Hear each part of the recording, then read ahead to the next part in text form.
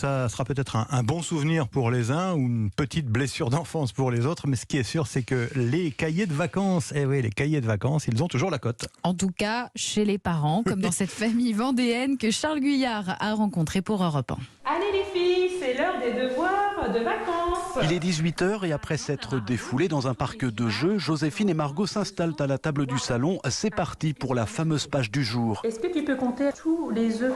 1, 2, 3. Un peu de lecture, quelques chiffres, du coloriage en 20 minutes dans une ambiance très détendue.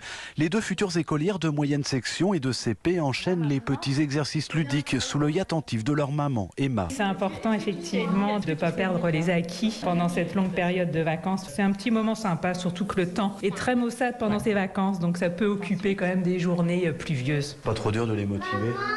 Non, il faut que ça reste sur des petits délais quand même assez courts, parce que la concentration ne dure pas très longtemps, mais non, ça se passe plutôt bien dans l'ensemble. Ah là, il y a une différence, je crois que c'est une différence. Ce jour-là, une petite voisine, Charlotte, est également présente. Elle aussi va rentrer en CP et pour sa mère, Ingrid, sortir le cahier de vacances, c'est l'occasion de replonger dans son enfance. Et moi, j'y ai pas échappé non plus. Puis c'était quand on avait le temps aussi. C'était sous forme de jeu, donc c'est bien. C'est l'heure des corrections rapides, puis il est temps de ranger stylo et crayon de couleur qu'il faudra ressortir le lendemain. En Vendée, Charles Guyard.